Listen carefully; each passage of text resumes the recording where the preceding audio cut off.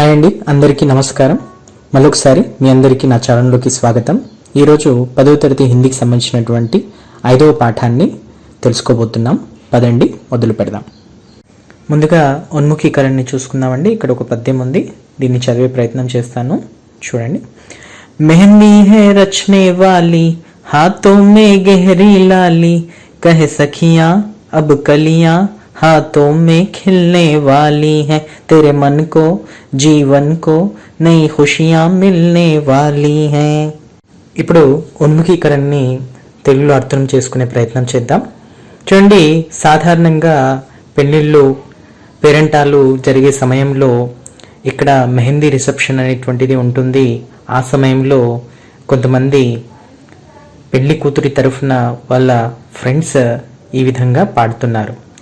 చేతిలో గోరింటాకు ఎర్రదనాన్ని ఇస్తుంది, చేతుల్లో మొగ్గలు వికసించుకుంటాయి, నీ జీవితానికి మనసుకు కొత్త సంతోషాలు లభించనున్నాయి అంటున్నారు వాళ్ళ స్నేహితురాళ్ళు. ఇప్పుడు ఉన్ముఖీకరణకు సంబంధించినటువంటి ప్రశ్నలపైన దృష్టి పెడదాం.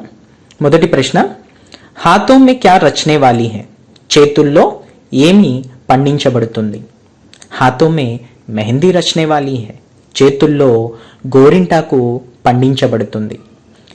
రెండో ప్రశ్న, ఇస్ తరహా కే గీతోం కో క్యా కహా జాతా హై, ఈ రకమైనటువంటి పాటలను ఏమంటారు.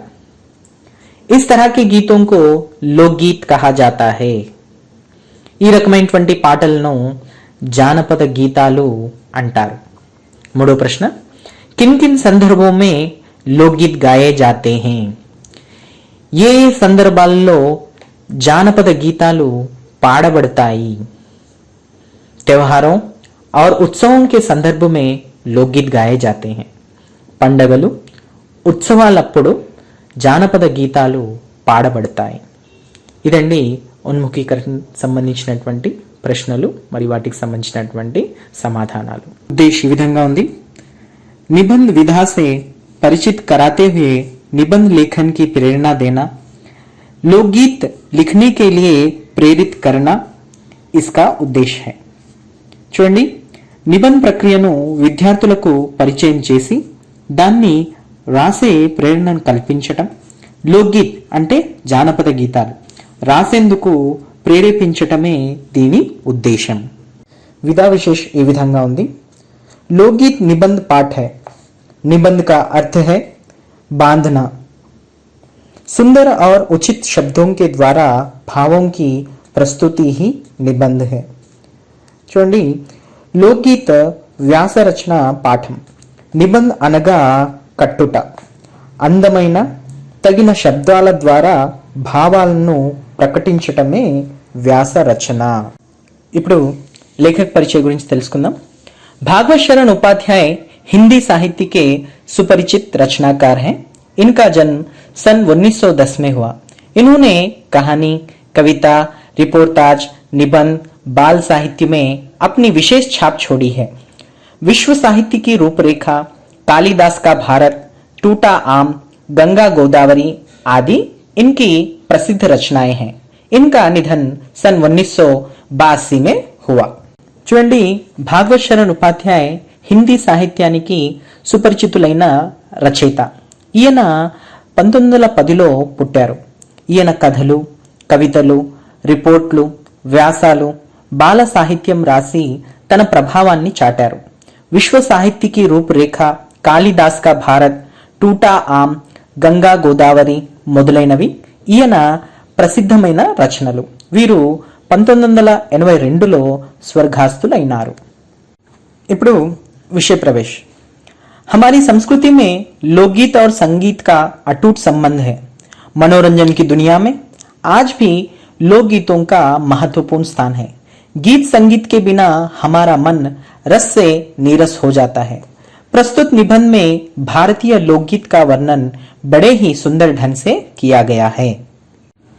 చూడండి, మన సంస్కృతిలో జానపద గీతాలు మరియు సంగీతానికి మధ్య విడదీయరాని సంబంధం ఉంది. మనోరంజక పరంగా కూడా జానపద గీతాలకు గొప్ప స్థానం ఉంది. గీతం సంగీతం లేకుంటే మన మనస్సు నీరసపడుతుంది. ప్రస్తుత వ్యాసంలో భారతీయుల జానపద గీతాలు చాలా అందంగా వర్ణించబడ్డాయి. మరి అలాంటి జానపద గీతాలని ఒకసారి మనం ఈ వీడియోల్లో చూసి ఆ తర్వాత పాఠాన్ని మొదలు పెడదాం. మా వోళ్ళు మా ఇంటి కాడ మంచి చేజ బువ్వలండుకున్నారంటో. మా వోళ్ళు మా ఇంటి కాడ మంచి చేజ బువ్వలండుకున్నారంటో. మా వోళ్ళు మా ఇంటి కాడ మంచి చేజ బువ్వలండుకున్నారంటో. మా వోళ్ళు మా ఇంటి కాడ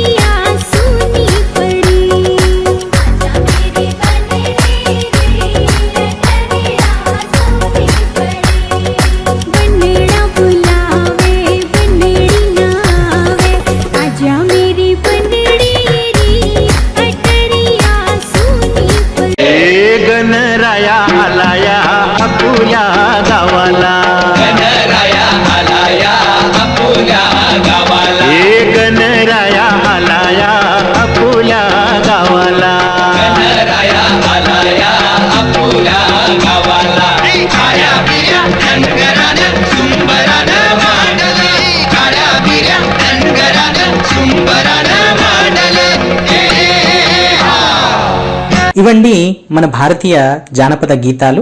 మరి మీ అందరికీ కూడా నచ్చాయని ఆశిస్తున్నాను.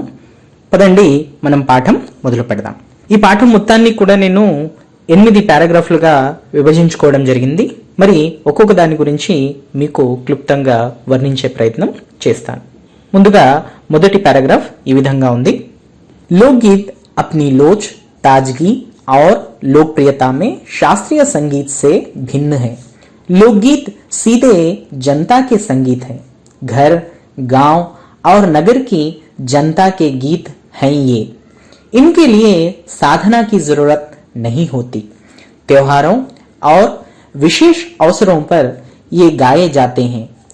सदा से ये गाए जाते रहे हैं और इनके रचने वाले भी अधिकतर गांव के लोग ही हैं. स्त्रियों ने भी इनकी रचना में विशेष भाग लिया है. ये गीत बाजों की मदद के बिना ही या साधारण ढोलक, झांझ, करताल, बांसुरी आदि की मदद से गाए जाते हैं. చూడండి మొదటి పారాగ్రాఫ్ వివరణ ఈ విధంగా ఉంది. జానపద గీతాలు తన యొక్క కోమలత్వం, తాజాదనం మరియు జనరంజకంలో శాస్త్రీయ సంగీతానికి పూర్తి భిన్నము. జానపద గీతాలు ప్రజల యొక్క సంగీతం. ఇవి ఇల్లు, గ్రామము మరియు నగరం యొక్క గీతములు. ఈ గీతాలకు సాధన చేయనవసరం లేదు. పండగలు మరియు విశేష సందర్భాల్లో పాడబడతాయి. ఇవి ఎప్పటి నుండో పాడబడుచూ ఉన్నవి. వీటిని రచించేవారు ఎక్కువ మంది గ్రామస్తులే. స్త్రీలు కూడా ఈ గీతాలని రాయడంలో భాగస్వాములే. ఎటువంటి బాజలు అవసరం లేకుండా సాధారణమైన డోలకు, కంచు వాద్యములు, కంజీరా, పిల్లన గ్రోవి మొదలగు వాటి సహాయంతో పాడబడుతున్నవి. మొదటి పారాగ్రాఫ్ కి సంబంధించినటువంటి అర్థాలు. లోచ్ అంటే మధురత్వం, తాజ్గీ అంటే తాజాదనం, శాస్త్రీయ అంటే శాస్త్రీయమైన, లోక్గీత్ అంటే ఇక్కడ జానపద గీతాలు, అవసర్ అంటే సందర్భం, డోలక్ అంటే చిన్న డోలు, ఝాంజ్ అంటే ఇక్కడ చిన్న తాళం లేదా చేతితో వాయించేటువంటి వాద్యం, కర్తాల్ అంటే ఇక్కడ చేతి చప్పట్లు, बांसुरी अंटे मुरली. రెండో पैराग्राफ. एक समय था जब शास्त्रीय संगीत के सामने इनको हेय समझा जाता था. अभी हाल तक इनकी बड़ी अपेक्षा की जाती थी, पर इधर साधारण जनता की ओर जो लोगों की नजर फिरी है तो साहित्य और कला के क्षेत्र में भी परिवर्तन हुआ है. अनेक लोगों ने विविध बोलियों के लोक साहित्य और लोक गीतों के संग्रह पर कमर बांधी है और इस प्रकार के अनेक संग्रह अब तक प्रकाशित हो गए हैं। రెండో పారాగ్రాఫ్ కి సంబంధించినటువంటి వివరణ ఈ విధంగా ఉంది. ఒకానొక సమయంలో శాస్త్రీయ సంగీతం ముందు వీటిని హేళనగా భావించేవారు. ఇప్పటికీ కూడా వీటిని కొంత ఉపేక్షిస్తూ ఉన్నారు. కానీ సాధారణ ప్రజల యొక్క వైపు నుండి ప్రజల వైపు దృష్టి మరలగానే సాహిత్యం మరియు కళారంగాల్లో కూడా ఎంతో మార్పు వచ్చింది. ఎందరో ప్రజలు వారి వారి భాషల్లో లోక సాహిత్యం మరియు జానపద గీతాల సంకలనం వైపు నడుం బిగించారు మరియు ఇప్పటి వరకు ఎన్నో సంకలనంలో వెలువడ్డాయి. మూడో పారాగ్రాఫ్ కి సంబంధించినటువంటి అర్థాలు. అపేక్ష అంటే ఇక్కడ లాపర్వాహి, నిర్లక్ష్యం. సంగ్రహ అంటే ఇకట్ట, సంగ్రహము లేదా జమ చేయడం అని కూడా చెప్పవచ్చు. ప్రకాశిత్ అంటే ఇక్కడ ప్రచురించబడిన అని అర్థం. మూడో పారాగ్రాఫ్. लोकगीत के कई प्रकार हैं. इनका एक प्रकार तो बड़ा ही ओजस्वी और सजीव है. यह इस देश के आदिवासियों का संगीत है. मध्य प्रदेश, दक्कन, छोटा नागपुर में गोंडखांड, भील संस्थाल आदि फैले हुए हैं. इनके गीत और नाच अधिकतर साथ साथ और बड़े बड़े दलों में गाए और नाचे जाते हैं. 20-20, 30-30 आदमियों और औरतों के दल एक साथ या एक दूसरे के जवाब में गाते हैं. दिशाएं गूंज उठती हैं. మూడో పారాగ్రాఫ్ కి సంబంధించినటువంటి వివరణ. జానపద గీతాలు ఎన్నో రకాలు. ఇవి ఎంతో ఉత్సాహవంతమైనవి మరియు సజీవమైనవి. ఇది ఈ దేశంలోని ఆదివాసీల యొక్క సంగీతం. మధ్యప్రదేశ్, దక్కన్, ఛోటా నాగ్పూర్ లో గోండ్ఖాండ్, కోయ సంస్థాల్ మొదలగునవిగా విస్తరించాయి. ఈ గీతాలు మరియు నాట్యములు ఎక్కువగా అందరూ కలిసిమెలిసి పెద్ద పెద్ద సమూహములుగా పాడుతారు మరియు నాట్యం చేస్తారు. 20-20, 30-30 పురుషులు లేదా స్త్రీల సమూహము ఒంటరిగా లేదా సమూహములుగా జవాబుగా పాడుతారు. దీనితో దిక్కులన్నీ ప్రతిధ్వనిస్తాయి. మూడో పారాగ్రాఫ్ కి సంబంధించినటువంటి అర్థాలు. ఓజస్వి అంటే ఇక్కడ శక్తివంతమైన, సజీవ్ అంటే సజీవమైన.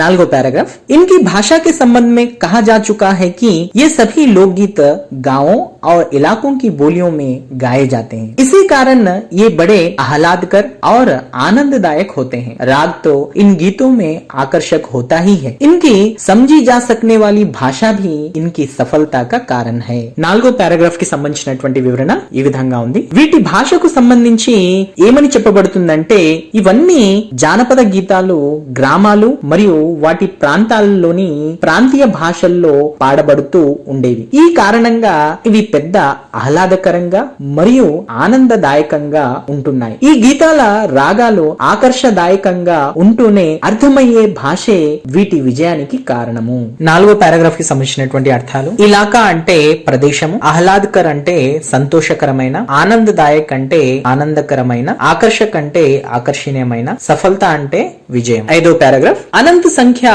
अपने देश में स्त्रियों के गीतों की है तो ये गीत भी लोकगीत ही, पर अधिकतर इन्हें औरतें ही गाती हैं. इन्हें सिरजती भी अधिकतर वही है. वैसे मर्द रचने वालों या गाने वालों की भी कमी नहीं है, पर इन गीतों का संबंध विशेषता स्त्रियों से है. इस दृष्टि से भारत इस दिशा में सभी देशों से भिन्न है, क्योंकि संसार के अन्य देशों में स्त्रियों के अपने गीत मर्दों या जन गीतों से अलग और भिन्न नहीं है, मिले जुले ही हैं. ఐదో పారాగ్రాఫ్ కి సంబంధించినటువంటి వివరణ. చాలా ఎక్కువ సంఖ్యలో మన దేశ స్త్రీల కొరకు కొన్ని గీతాలు ఉన్నాయి. ఇవి కూడా జానపద గీతాలే, కానీ వీటిని ఎక్కువగా మహిళలే పాడుతారు. వీటిని కూడా స్త్రీలే కాకుండా పురుషులు కూడా వ్రాస్తారు, పాడుతారు కూడా. కానీ ఈ గీతాలతో ముఖ్య సంబంధం స్త్రీలతోనే. ఈ విషయంలో మన భారతదేశం అంతా మిగతా దేశాల కన్నా భిన్నము. ఎందుకంటే ప్రపంచంలో ఇతర దేశాల స్త్రీల యొక్క గీతాలు పురుష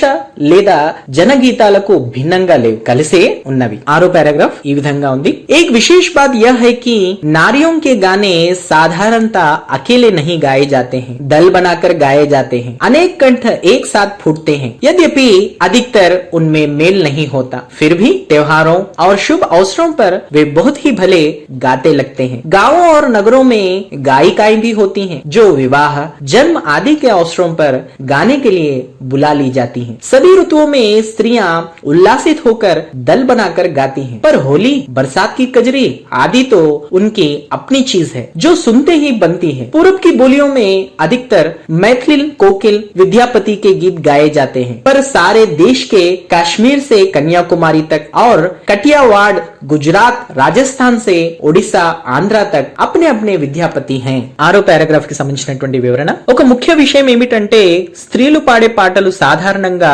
ఒంటరిగా పాడరు, సమూహం కట్టుకుని పాడుతారు. అన్ని కంఠాలు ఒక్కసారిగా పాడబడతాయి, అందరి గొంతు ఒక్కసారి కలవదు. అయినప్పటికీ కూడా పండగలు లేదా శుభకార్యాలలో అవి చాలా బాగుంటాయి. గ్రామాల్లో మరియు నగరాల్లో గాయకులు కూడా ఉంటారు. వివాహము మరియు జన్మదిన సందర్భాల్లో పాడటం కొరకు పిలువబడుతూ ఉంటారు. అన్ని ఋతువుల్లో కూడా స్త్రీలు ఉల్లాసంగా బృందాలుగా ఏర్పడి పాడుతూ ఉంటారు. హోలీ మొదలగు సందర్భాల్లో గీతాలు బాగా వినిపిస్తాయి. తూర్పుకు చెందిన భాషల్లో ఎక్కువగా మైథిల్, కోకిల అయినటువంటి విద్యాపతి యొక్క గీతాలు పాడబడతాయి. కానీ మన భారతదేశంలో కాశ్మీర్ నుండి కన్యాకుమారి వరకు మరియు కఠియావాడ, గుజరాత్, రాజస్థాన్ నుండి ఒడిశా, ఆంధ్ర వరకు వారి వారి విద్యాపతులు అనగా కవులు ఉన్నారు. ఆరో పారాగ్రాఫ్ కి సంబంధించినటువంటి అర్థాలు. ఫూట్నా అంటే ఇక్కడ పగులుట, ఉల్లాసిత్ అంటే ఉల్లాసభరితమైన, బర్సాత్ అంటే ఇక్కడ వర్షము లేదా వర్షపు ఋతువు అని కూడా చెప్పవచ్చు. ఏడో పారాగ్రాఫ్. స్త్రీయా ढोलक की मदद से गाती हैं, अधिकतर